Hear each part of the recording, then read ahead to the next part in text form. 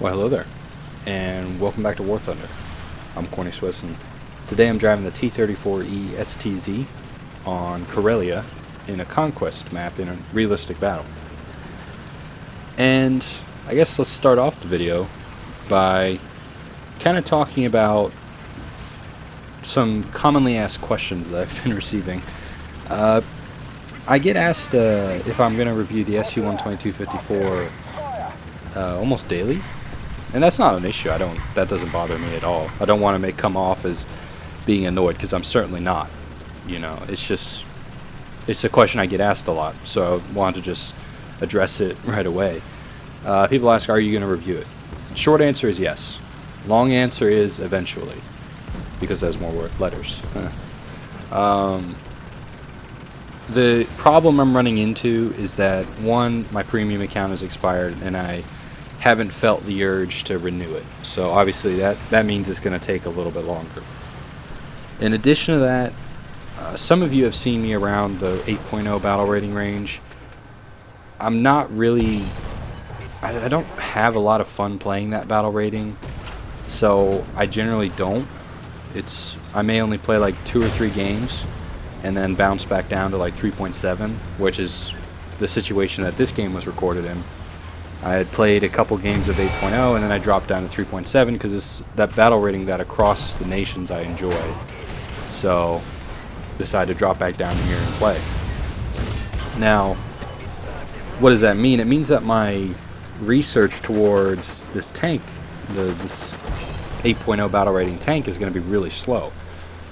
And it's entirely because I'm making the choice that I don't want to force myself, I guess, to grind out the tank.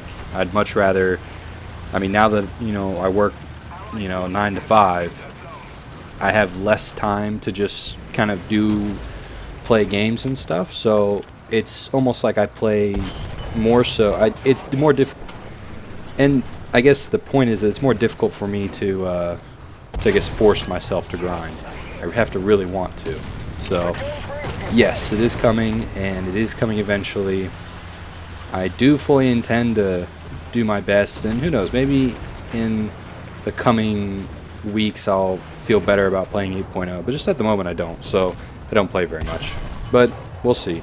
Maybe I'll find the urge to re-up my premium, and maybe that'll help alleviate the wait. But yes, I'm going to do it, and I'm really excited to do it. I just got to get there first. So, what's happening in this game? We've taken the cap zone. Myself and a couple other teammates have sort of aggressively taken this area and are now holding it against the enemy. We bagged a couple kills, and now we have these German tanks, Panzer III type things. This is a 3F, I believe, that are making attempts to dislodge us and flank us. But I've been using that little ridge, the one I'm sitting on, to cover this flank while I shell targets down the other way, to my left. The issue I'm going to run into is that it is difficult to maintain the current position we're in because there is a decent crossfire we're under. See that shell come in from almost perpendicular to me. So the issue I have is that the position I'm currently in is really not defensible. If the enemy had a mind to, they could just come over that ridge there and probably knock me out. And they just keep dropping artillery after artillery. So I need to do something about that.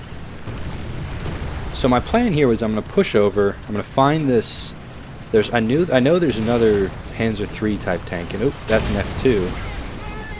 And notice how, okay, he shot me, but something you should always consider is, if I hit the extinguish button, what happens?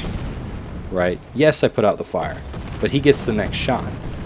By not extinguishing the fire immediately, yeah, I took a little bit more damage in terms of some modular damage, but I got to send my shot, which knocked him out. See, those are sometimes the types of things you need to be thinking about. You need to think, if my crews stop operating the tank for however long it takes, what'll be the result? Now notice how immediately after I fired, I used the fire extinguisher, because at that point there's nothing I can do. Right? Either my shell kills him or disables him, or I'm dead. You know, there's no other outcome. So I was only going to get one shot. Fortunately for me, that one shot happened to destroy him. So, yay.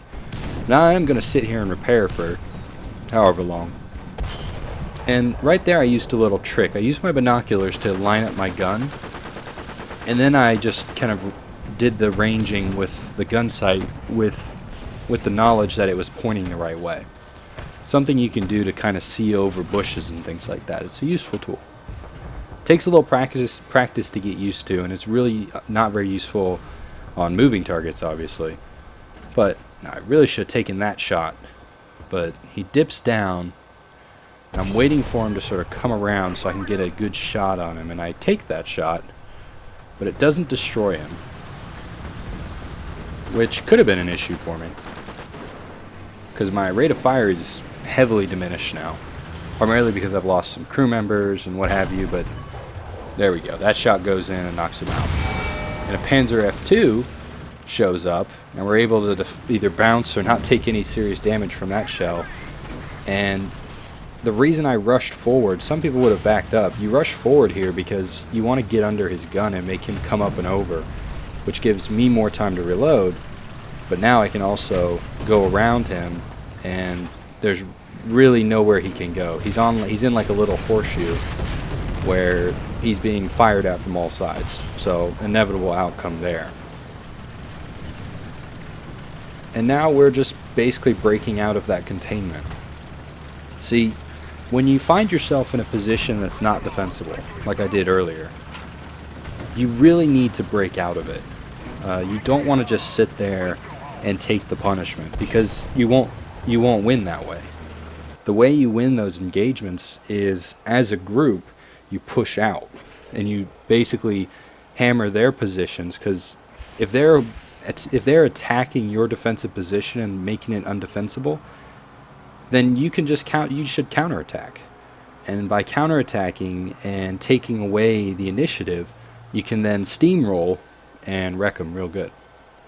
So I guess a little bit of tactical idea there, that if your position isn't defensible, either fall back or counterattack. And in that case, the only option was to counterattack, and that's exactly what we did, and we end up winning and getting out of the engagement. So anyways, thanks for watching. I've been Corny Swiss. I'll see you next time.